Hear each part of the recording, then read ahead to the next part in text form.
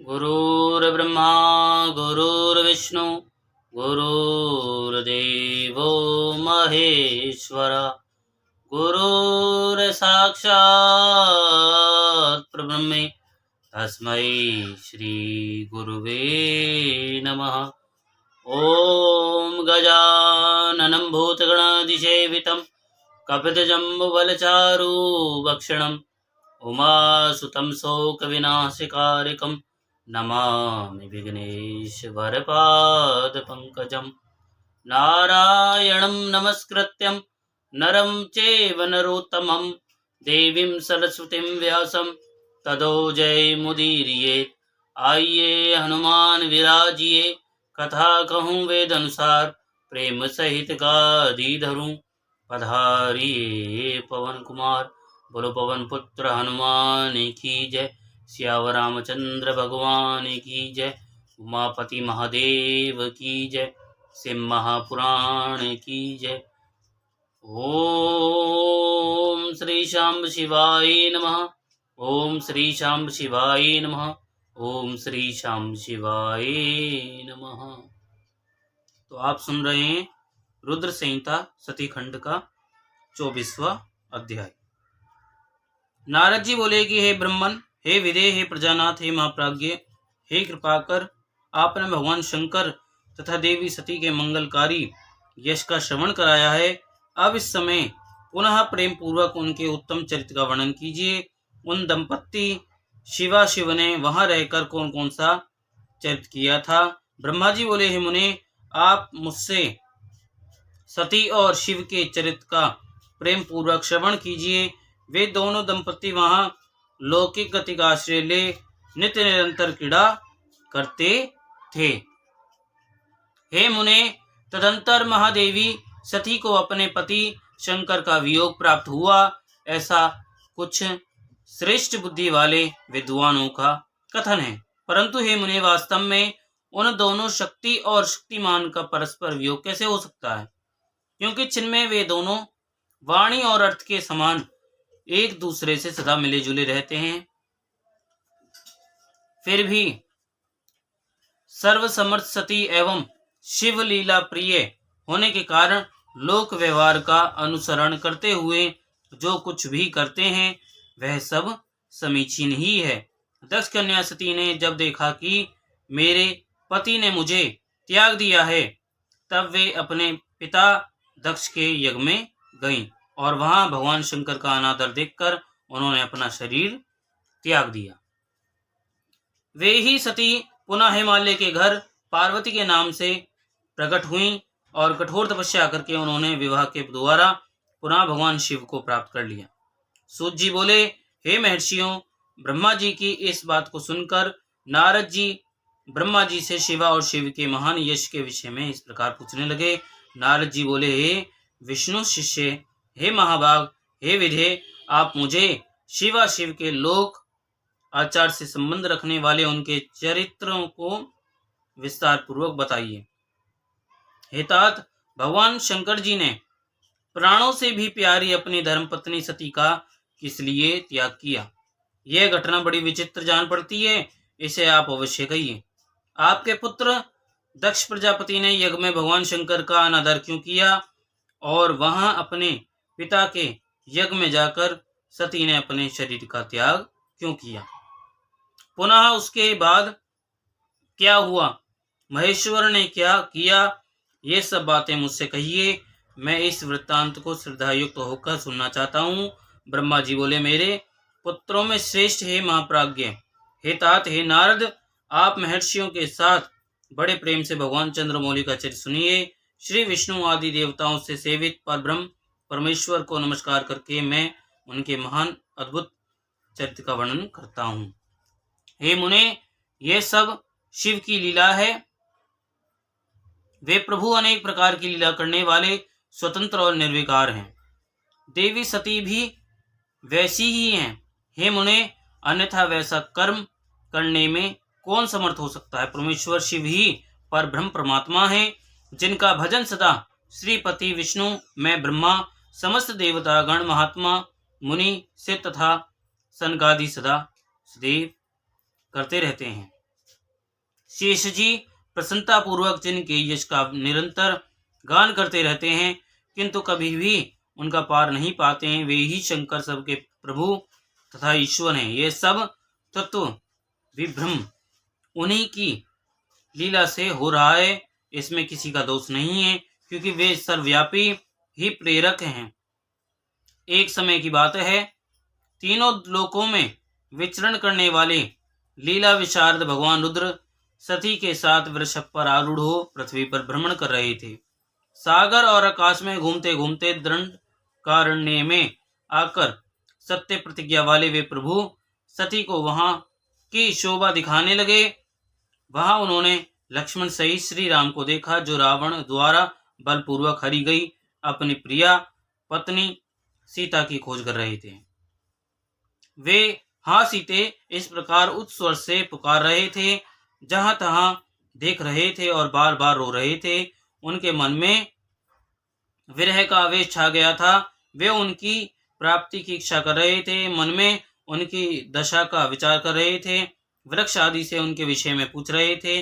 उनकी बुद्धि नष्ट हो गई थी, वे लज्जा से रहित हो गए थे और शोक से विवल थे। वे सूर्यवंश में उत्पन्न वीर भूपाल दशरथ नंदन भरताग्रज थे। आनंद रहित होने के कारण उनकी कांति फीकी पड़ गई थी। उस समय उदार चेता पूर्ण काम भगवान शंकर ने लक्ष्मण के साथ वन में घूमते हुए माता कैकेयी के वरों के अधीन उन राम को बड़ी प्रसन्नता के साथ प्रणाम किया और जय जयकार करके वे दूसरी ओर चल दिए। उन भक्तवत्सल शंकर ने उस वन में श्री राम को पुनः दर्शन नहीं दिया। मोह में डालने वाली भगवान शिव की ऐसी लीला को देखकर सती को बड़ा आश्चर्य हुआ। वे उनकी माया से मोहित हो उनसे इस प्रकार कहने लगी। सती बोली, हे देवदेव, हे परब्रह्म, हे सर्वेश, हे परब्रह्म परमेश्वर ब्रह्मा विष्णु आदि सब देवता आपकी ही सदा सेवा करते रहते हैं। आप ही सबके द्वारा प्रणाम करने योग्य हैं। सबको आपका ही सर्वदा सेवन और ध्यान करना चाहिए। वेदांत शास्त्र के द्वारा यतन पूर्वक जानने योग्य निर्विकार तथा परम प्रभु आप ही हैं। हे नाथ, ये दोनों पुरुष कौन हैं? उनकी आकृति विरह व्यथा से व्याकुल दिखाई पड़ रही है। ये दोनों धनुर्धर वीर वन में विचरण करते हुए दुख के भागी और दीन हो रहे हैं। उन दोनों में नीलकमल के समान ज्येष्ठ पुरुष को देखकर किस कारण से आप आनंद विभोर हो उठे और भक्त की भांति अत्यंत प्रसन्नचित हो गए। हे स्वामिन, हे शंकर, आप मेरे संशय को दूर कीजिए। हे प्रभु, सेव्य स्वामी अपने सेवक को प्रणाम करे, यह उचित नहीं जान पड़ता। ब्रह्मा जी बोले, हे नारद, कल्याणमय परमेश्वरी आदिशक्ति सती देवी ने शिव की माया के वशीभूत होकर जब भगवान शिव से इस प्रकार पूछा, तब सती की यह बात सुनकर लीला करने में प्रवीण परमेश्वर शंकर जी हंसकर सती से कहने लगे। परमेश्वर बोले, देवी, हे सती, सुनो, मैं प्रसन्नता पूर्वक सत्य बात कह रहा हूं, इसमें किसी प्रकार का छल नहीं है।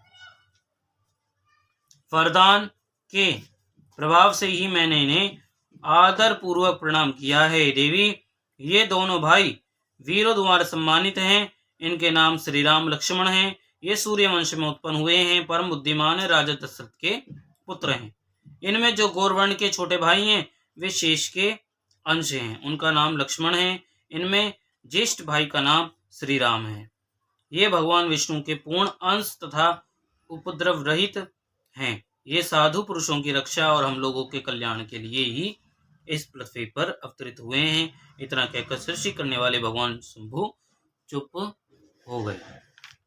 इस प्रकार शिव का वचन सुनकर भी उनके मन को विश्वास नहीं हुआ, क्योंकि शिव की माया बलवती है, वही तीनों लोगों को मोहित किए रहती है।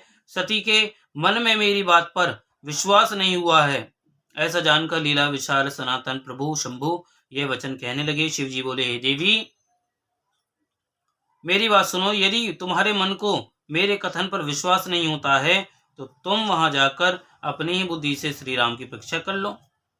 हे सती, हे प्रिय, जिस प्रकार तुम्हारा भ्रम दूर हो वैसा ही तुम करो। तुम वहां जाकर परीक्षा करो, तब तक मैं इस वट वृक्ष के नीचे बैठा हूँ। ब्रह्मा जी बोले, हे नारद, भगवान शिव की आज्ञा से ईश्वरी सती वहां जाकर सोचने लगी कि मैं वनचारी राम की कैसे परीक्षा करूं। मैं सीता का रूप धारण करके राम के पास चलूं। यदि राम साक्षात विष्णु हैं तो सब कुछ जान लेंगे, अन्यथा वे मुझे नहीं पहचानेंगे। इस प्रकार विचार करके मोह में पड़ी हुई वे सती सीता का रूप धारण कर श्री राम के पास उनकी परीक्षा करने के लिए गईं। सती को सीता के रूप में देखकर शिव नाम का जप करते हुए रघुकुल श्रेष्ठ श्री राम सब कुछ जानकर उन्हें प्रणाम करके हंसकर कहने लगे। राम बोले, हे सती, आपको नमस्कार है। आप प्रेम पूर्वक बताइए कि शिव जी कहाँ गए हैं। आप पति के बिना अकेली ही इस वन में क्यों आई हैं। हे सती, आपने अपना रूप त्याग कर किस लिए यह रूप धारण किया है। देवी, मुझ पर कृपा करके इसका कारण बताइए। ब्रह्मा जी बोले, राम जी की ये बात सुनकर सती उस समय आश्चर्यचकित हो गईं। वे शिव जी की कही हुई बात का स्मरण करके और उसे सत्य समझकर बहुत लज्जित हुई। श्री राम को साक्षात विष्णु जानकर अपना रूप धारण करके मन ही मन शिव के चरणों का चिंतन कर प्रसन्नचित हुई सती ने उनसे इस प्रकार कहा, हे रघुकुल नंदन, स्वतंत्र परमेश्वर प्रभु शिव मेरे तथा अपने पार्षदों के साथ पृथ्वी पर भ्रमण करते हुए इस वन में आए हुए हैं।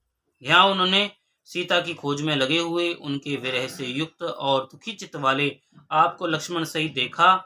वे आपको प्रणाम करके चले गए और आपकी वैष्णवी महिमा की प्रशंसा करते हुए अत्यंत आनंद के साथ वट वृक्ष के नीचे बैठे हैं। वे आपके चतुर्भुज विष्णु रूप को देखे बिना ही आनंद विभोर हो गए। इस निर्मल रूप को देखते हुए उन्हें बड़ा आनंद प्राप्त हुआ। शंभु के वचन को सुनकर मेरे मन में भ्रांति उत्पन्न हो गई। अतः हे राघव, मैंने उनकी आज्ञा लेकर आपकी परीक्षा की है। हे श्री राम, अब मुझे ज्ञात हो गया कि आप साक्षात विष्णु हैं। मैंने आपकी संपूर्ण प्रभुता देख ली है। अब मेरा संशय दूर हो गया है। तो भी महामते, आप मेरी बात सुने। मेरे सामने यह सच सच बताएं कि आप उन शिव के वंदनी कैसे हो गए।